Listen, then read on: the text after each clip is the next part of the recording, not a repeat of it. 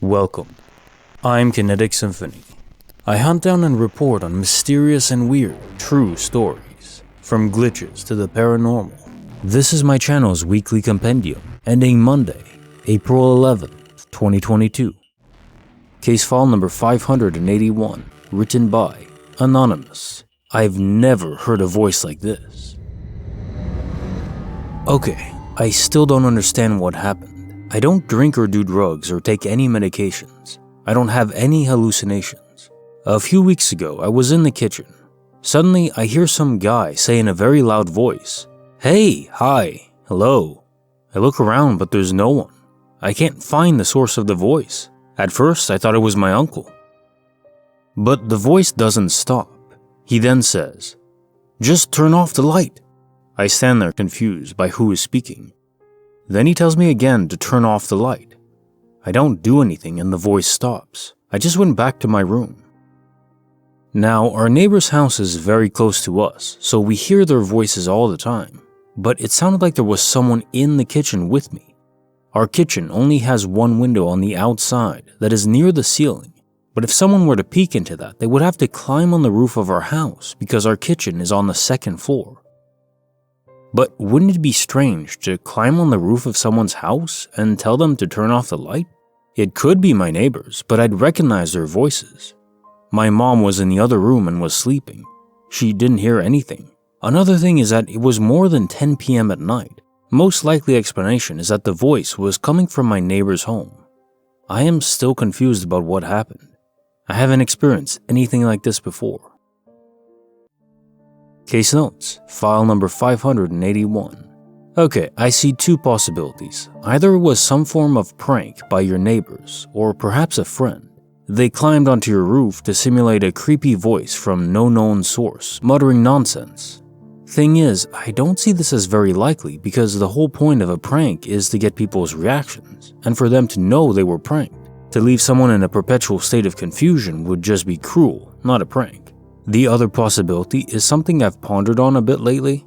That is, information sharing between parallel universes. Keep in mind, how the multiverse is theorized to look is similar to an onion, but a nearly infinitely layered onion. Many universes are damn well right on top of us, but through a dimensional layer we can't access.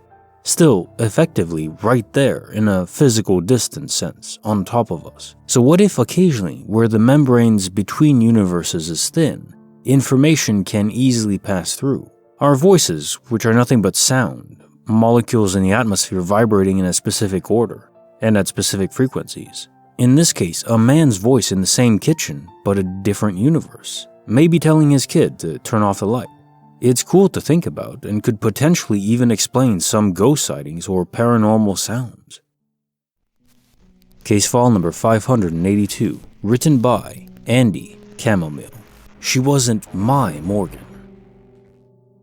I had a pretty bizarre experience with my roommate. Let's call her Morgan. Morgan had just started rush week, which included lots of late night drinking and partying. She started coming back to the dorms really late and would wake me up because I'm a very light sleeper. One night, Morgan comes in around 3 a.m. and she has had way too much to drink. She is slurring her speech and barely walking straight. I've never seen her so drunk. I turn on the bedroom lights just as she throws up in the middle of the room. I get her some water, help her to the bathroom, and finally get her to bed. I use towels to absorb the vomit since the smell is so overwhelming. Eventually, I got back to bed close to 4 a.m., which sucked because I had classes at 8 a.m. But Morgan doesn't have class, so I thought good for her, she can sleep off the hangover. I wake up at 7 a.m. and Morgan is not there. Her bed is perfectly made, but the vomit left a bit of a stain in the rug. I thought that maybe she managed to get up and get some breakfast, but it was weird that she had already made her bed. Anyways, I go to the kitchen to make myself breakfast, and she is nowhere in the apartment. As I'm about to leave for class, Morgan walks through the front door with two other sorority girls.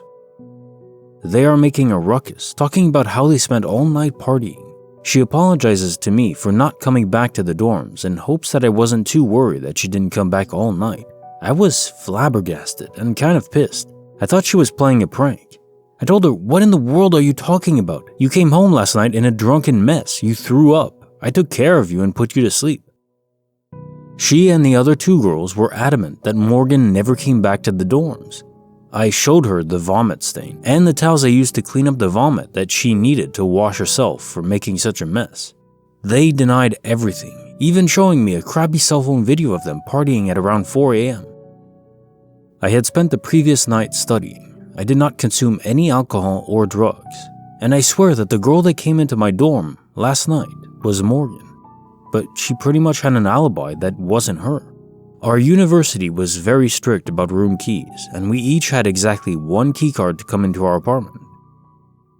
If it wasn't Morgan, who in the world was able to just come inside the apartment, who looked and behaved and talked just like her? I had no idea how this could have happened. Unfortunately, this event put a huge strain on our friendship as we each stuck to our own stories and couldn't trust each other. We were both too grossed out to clean the vomit towels, so we just threw them away. Morgan ended up moving into a sorority house, and I eventually moved back in with my parents to save money. The vomit stain never disappeared. Case file number 583, written by, Hey, Moon Baby, I absolutely should be dead. So this happened in July 2021, and it has really bothered me, but I have not told anyone until this post. I work for DoorDash and was working later than usual, and it was getting pretty dark, pretty much fully dark, so I would guess around 8 p.m. I had finished a delivery and was about to pull onto 6-lane Main Street with center turning lane, out of a neighborhood/residential road. The road I'm trying to turn right on is pretty dead. I look left and I see a few cars with headlights on almost a block away at a stoplight. I pull out, and as I do so, check one more time at the distance of the cars. I don't remember seeing the cars at the light, but now there's a black sedan bearing down on me, and I mean right there, about to hit me. I can still recall exactly what it looked like, the shape of the headlights, lights were on, and everything. I freeze up and prepare for impact while trying to accelerate out of its way even though I know it's already too late. Nothing happens. I look in all the mirrors, turn and look behind me, and only see the other cars I had seen before, now approaching, but still at a safe distance. I end working for the night and head home, completely shaken. There's no way I could have dodged that car, and it turned the road onto the corner I was on without hitting me. This is the only way I can explain it vanishing, but it still makes no sense. At the speed it was going, at least 40 miles per hour, the speed limit on that road, it would have had to slam its brakes, but I also heard nothing. I had this eerie feeling as I drove home that I was dead. I could not shake it for weeks. Now, at this point, I'm sure I'm not a ghost, but I still cannot let go of that feeling that something is off. Maybe I glitched into a reality where I died or was badly injured. T-boned on the driver's side at 40 miles plus per hour would not be good, I imagine. Then glitched either back or maybe I ended up in a different reality from the one I started in. I feel crazy just saying all that, but I just know, even now, that something is not the same since then. Some things in my life have been pretty different since then too. Here's a short description of a few that stand out to me. My significant other's stepmom hates me. She was really friendly before, but just kinda snobby, rich type. But since then, she is always hostile when we visit, making rude and snide remarks and or giving me the cold shoulder the whole time. My best friend is really distant. She suddenly stopped reaching out to me, and when I reached out to her, she only replied with a few words and then stopped. We used to chat for hours almost every day before that. I tried getting to the bottom of it, and she keeps referring to falling out and drifting apart, like it's something that happened over a long period of time. I don't want to weird her out with too many questions, but I just don't recall that. To me, it seemed like she suddenly went longer than usual without talking to me. I'm slowly rebuilding our relationship, but I'm still not sure what from. I'm less anxious about sex. I experienced abuse as a child and adolescent that left me afraid of sex.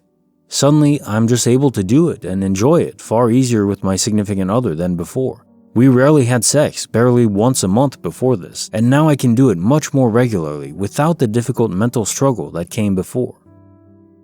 I can still recall the trauma, but it suddenly doesn't bother me now. My significant other even complained about how little we had sex before, but has never mentioned being glad we do it more frequently now or anything. Just seems like that's how it is. Facebook memories I don't remember. So sometimes I scroll Facebook memories and I can remember most of them, or I can shrug and say, that seems like something I would share back then. But sometimes one will pop up and I cannot recall posting it at all. These are usually things I write out myself, what I was doing that day or my feelings on something, which is not something I do much. But every week or so, I see one ranging from a year ago to 10 or more years ago that makes me think, why did I post that? I don't remember saying or feeling that way at all. That's not like me, etc. There are smaller changes that are less important, but these are the ones I take note of every day. Case file number 584, written by Scooby Dooby Freaking Doo. This stick of butter is crushing my mind. I apologize in advance if this comes across as rambling. I'm just at my wit's end and I don't know what to do. It started a few months ago. I would put something down and walk away and come back a few moments later and it wouldn't be there. It would either be in a completely different place or just seemingly cease to exist. I chalked it up to being sleep deprived. My partner and I both worked nights and absent-mindedly doing things or misremembering in general. Then it got weirder. I was getting ready for a date night and wanted to take a shower but couldn't find my shaving cream anywhere. My shaving cream bottle is all white with a purple cap. I own nothing that looks similar to it in any way, and neither does my partner. He helped me search our small bathroom for over an hour trying to find it. Pulling everything out of the linen closet in the bathroom, checking every drawer and even the cabinet under the sink. We could not find it anywhere. After putting everything away and returning the counter around the sink to normal, I was confused but thought maybe I'd run out and forgotten I had used the last of it.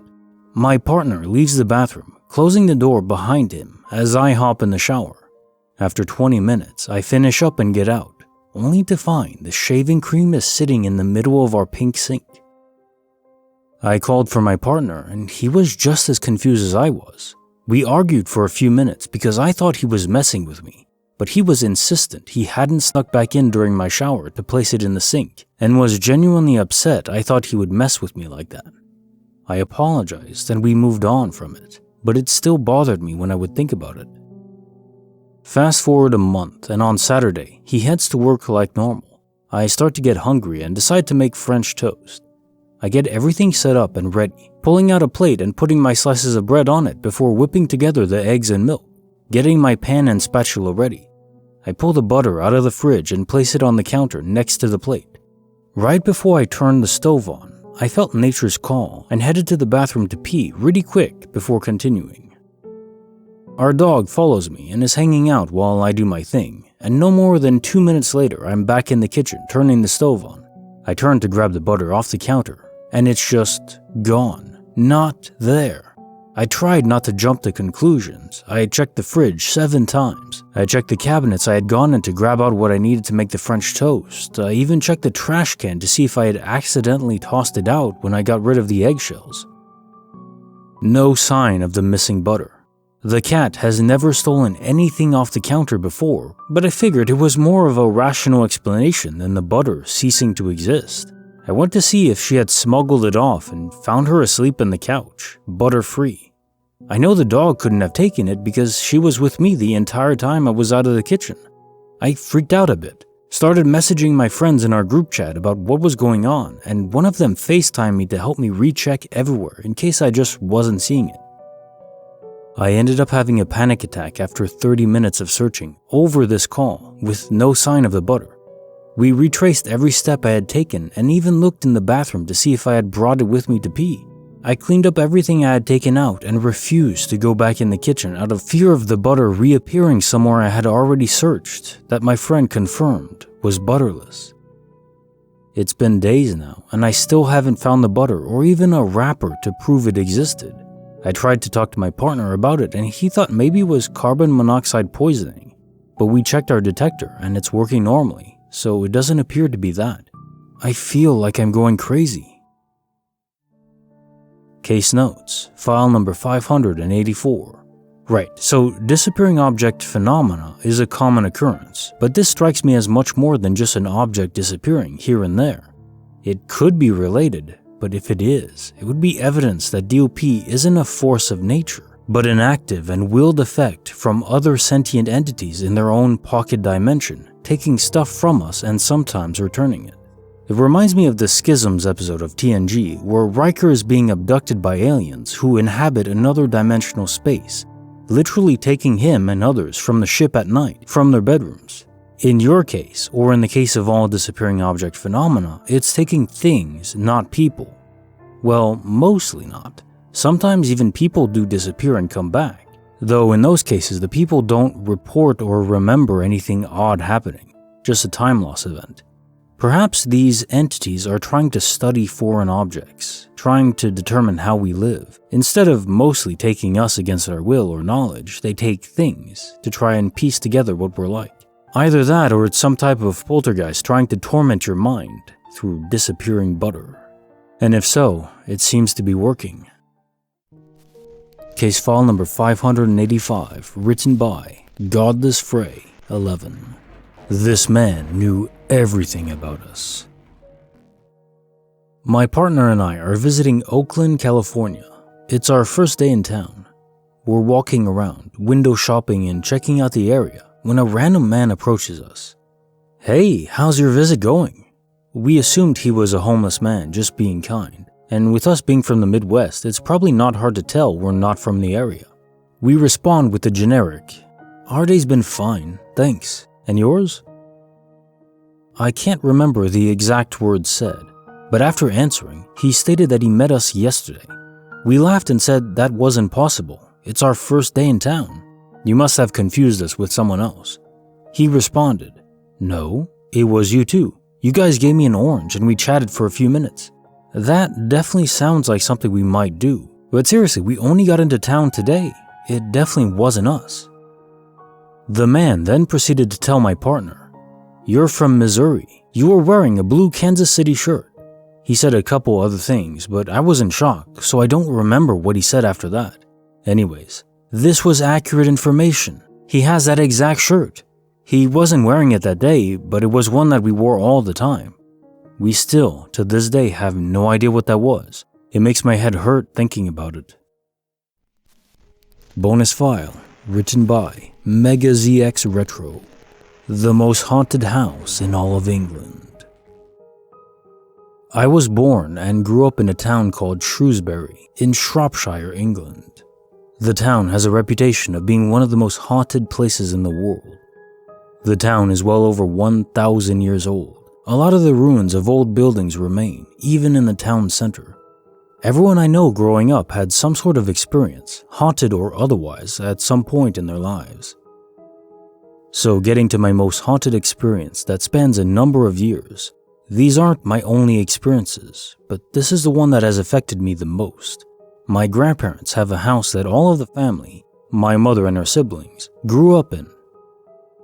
This house has a back bedroom that gives off a vibe that you just don't want to mess with. It's the only room in the house that has the doors always closed and is now used as a storeroom that my nan refuses to enter alone. It was used when I was a kid as a spare bedroom for when me and my brother would stay over, but we hated being in that room. One night, me and my brother were asleep in there, and I woke up just in time to look over and see the lighting fixture on the ceiling next to my head. I can even remember the feeling of the cold plaster touching my cheek right before whatever the hell was there that was lifting me let me go. I hit the mattress and immediately started screaming, obviously, and my dad burst into the room to find out what happened. I told him everything, and obviously he was skeptical, but I even remember him saying that the room was very cold even though the heating was on, and there was an odd feeling he couldn't explain. My brother, who was asleep during my incident, said he had a dream that night of an old man standing over him shouting for him to get out, and to this day he is reluctant to talk about it because of how real it felt. Now this is where it starts to get worse. I was told this was over a month after the first incident, but I was at home, in my house, on the other side of the town, and it happened again. Me and my brother at this time used bunk beds, and I slept on the top bunk. My dad was downstairs watching TV, and all of a sudden he said he got a feeling something was wrong. Then realizing that the feeling he felt was the same as when I had the incident at my nan's. He ran upstairs and burst into the room just in time to catch me falling from the ceiling. I had been picked up, lifted over the bed's safety rail, and was hanging with my head tilted towards the ground, and my dad burst in to see me hanging there in midair for a split second before dropping, and he caught me. He was terrified and could never explain what happened. Nothing ever happened again until I was in my mid-20s. My nan was heading out somewhere for an overnight stay, so I said I would stay the night, feed the dogs, and sleep on the sofa. I did everything stated, went to sleep on the sofa, but woke up in the morning in the spare room? At the back of the room behind a load of storage boxes. It took me about 5 minutes of moving the boxes out of the way to reach the door, to get out. And to this day, now 14 years later, I have no idea how the hell I got in that room, over those boxes, and to the back section of the room, without damaging anything. I have never been more frightened after waking up in all my life, and I have never stayed another night in that house since. My nan refuses to talk about that room. My granddad was the same prior to his death. I have no idea what happened in that house, what spirit or worse is living in that back room. But I'll never go back in that room for as long as I live. Case file number 586, written by Weasel Cordos. I saw my dead father again. I saw my dead father driving a car. I was 11 at the time he died. When I was a kid, he would tell me that once I got taller, he'd get me to play 8-ball pool with him. This never happened because he died before I was even 5'4". Fast forward to Saturday night, I was playing 8-ball pool with my friends. At one moment, the memory of him telling me that once I got tall, he'd get me to play with him crossed my mind, and I sort of wished we had got to play. I didn't pay much attention though. On our way back to our homes, being on foot, we were walking on the road but made room for cars to pass whenever they approached us. Once we were about 3 blocks away from my house, I saw a car passing by, with my father as a driver. I'm so sure it was him. I've seen his dead body, so he can't be alive. And even if he was, why would he be driving in our neighborhood? I almost screamed and wanted to start running so as to catch the car, but I figured out it would be pointless. I even thought of throwing my phone at the car so as to catch his attention. I kinda regret it now. I'm not sure. Honestly, it's not like I miss him like hell and think of him 24/7, so I don't think my mind would have made this up. Case notes, file number 586.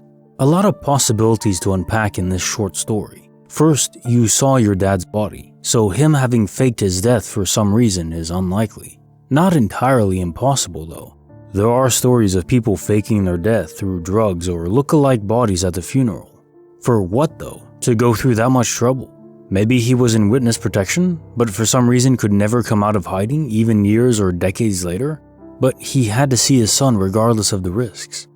Another possibility is that it wasn't your dad in the car, but instead his spirit or his echo that lingered behind, keeping an eye on you, feeling your spirit thinking of him, of the missed chances between you two, and made you see him in the car to give you hope and to keep you going. You say that you don't think of him a lot, but I guess in the moments that you do, they're fairly intense. He's unable to materialize himself entirely to get those 8 balls in, but just enough to give you hope from a car. Case file number 587, written by That Click Candy. Script, The Lives of Others. Okay, now me and my sister write what we call stories. It's our getaway from our actual life. We make up characters and write them going on little adventures. Sometimes if some drama is happening in our life, we put ourselves into certain stories and make us live out our dream life with our family. It all seemed well and good until we started making things happen in real life. For instance, we're not psychopaths by any means, but we do like to make it interesting. So in the story, in I think 2011, we made our aunt and uncle get into a car accident. Fast forward to 2021, and they get into a car accident. That's a one-off, we thought. But then it got weirder. We were trying to figure out a guy that we could possibly let our cousin be with that we made up in the story. So we just looked at each other and said, let's name the guy Josh. Fast forward a couple years. Lo and behold, she gets with Josh. Then we know it doesn't snow or have any snowstorms or blizzards here in Texas, so we thought it'd all be funny and interesting to put a snowstorm/blizzard into our stories with us in Texas. Because I mean, it wouldn't really do that in Texas, right? Wrong. February 2021, the great Texas snowstorm apocalypse happens. Then some people we make break up in the stories, break up in real life, even though the real life relationships were going so well. We did it in our stories to make it seem interesting. Am I going crazy? Like, am I looking too much into this? Again, me and my sister are not insane by any means. Everyone in our family knows we do it and even tells us to be careful in what we put in our stories now. I can't tell if they're joking or if they're serious. This originally, and still is, a way for me and my sister to escape the drama that is our real life. It's a lot of fun, but I almost feel scared to make anything dramatic happen anymore. Bonus file, written by Angel Wing, N7. One death to a warning. I, 39 female, was 22 years old when it happened.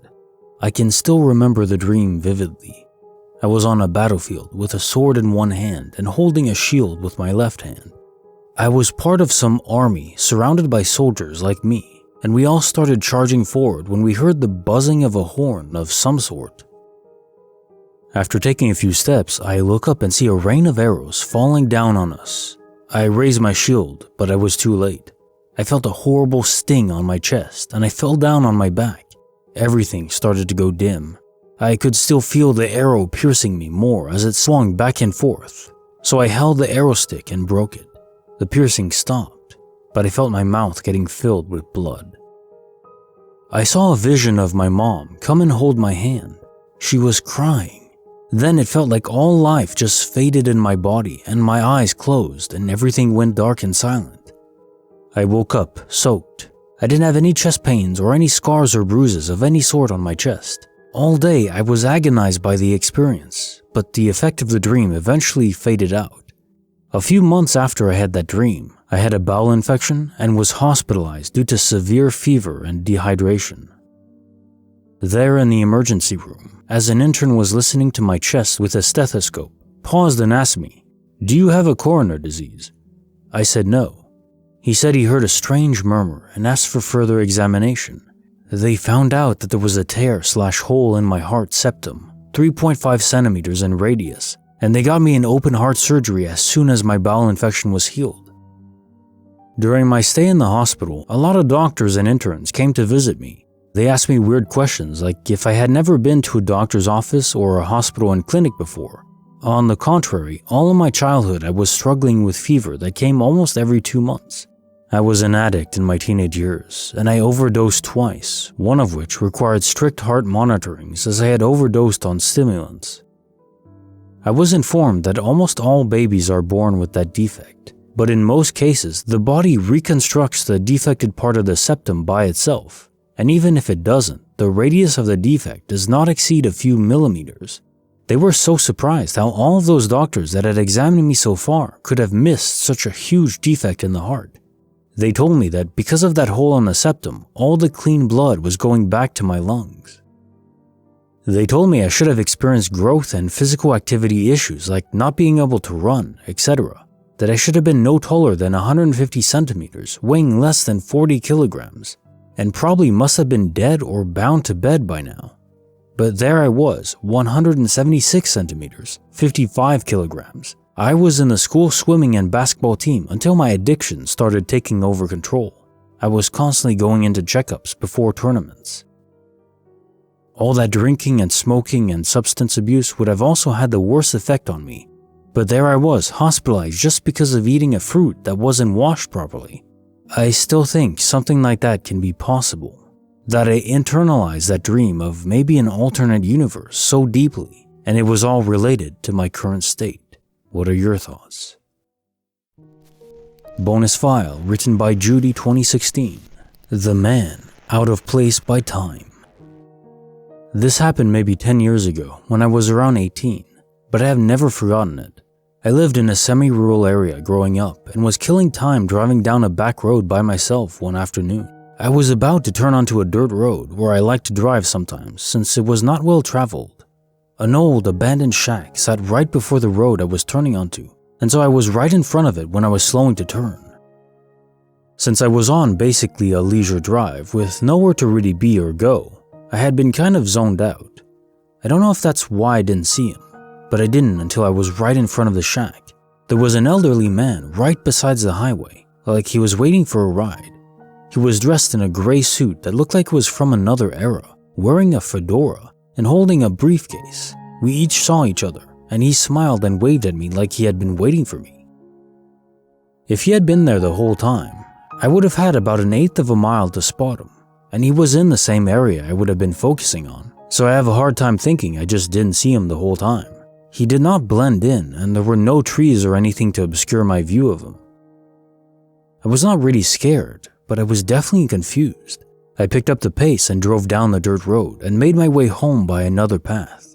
I never saw him again, and from what I know, there is no one that lived there for decades. I've always wondered if he was really there, and if so, who he was. Case file number 588, written by Slow Motion Ocean. The Twisted Grocery Store. I've been doing Walmart pickup since the pandemic started. Well, last week I went back to my old grocery store and was rung up at Register 1. This is the one by the cooler in front where they keep the convenience items, milk, energy drinks, coffee, and whatnot. I was glad to see my old friend Fat was there. Fat is a big guy who loves food and always talks to me about my purchases. This has been going on for several years. He kinda looks like a Fat Albert, and that day he was wearing an N95 respirator. In fact, all the employees were wearing N95 respirators, so I figured it must be a store policy. I was prepared for the letdown of him not remembering me after so much time had passed, but to my surprise, he did the old stop and chatted with me after ringing me up, and he remembered who I was. Fast forward to today. I went back in for some desserts from the bakery and had a question about the price. I saw Fat standing there at Register 1, his usual register, staring oddly at the wall. The way he was spaced out almost stopped me, but I thought, hey, he does work here after all. So I walked up to him, and he didn't react to me at all until I started speaking. I asked my question and he answered, but then he told me I couldn't get the discount without a club card. His tone of voice was off, condescending. As I walked away, I realized two things. He had no idea who I was, and neither he nor any of the other employees were wearing masks. In fact, not one single person in the entire store had on a mask. No one in the parking lot did either. This is the same place I experienced my first glitch, where one employee disappeared and was replaced by a different one while I was looking directly at him, like a jump cut in a movie. The same store, same checkout lane, Register 1. Case notes, file number 588. I have noticed that some places in this world occupy energy sources. Some of them are positive, some of them are negative. Or rather, these are the effects they have on people. Has anyone else noticed this too? An example, there's a subway nearby here that I'll walk into and instantly just feel depressed, like the price to enter the premises is my soul carrying an additional burden or weight. And the employees there feel or act the same way. That's the best way I can describe it. And the moment I leave the area, the weight vanishes like it never existed. I think your grocery store occupies one of these energy pockets. The effect it has can be wild and random. Although I think the dropping of mass was more coincidence, perhaps just store policy changing from one day to the next. The employee you knew whose attitude was off, who didn't recognize you, maybe this force that's constantly around him finally fractured his soul. I've seen it happen to people, although never happened to me, thankfully. I have always been annoyingly upbeat. The other glitch you mentioned though, where an employee is switched out in an instant, like a jump cut. That's completely baffling. I wonder if it could be related to my energy pocket hypothesis. Creepy file number 15, written by Revolutionary Sun 5533. A man with black eyes. When I was 12, I saw a black-eyed person.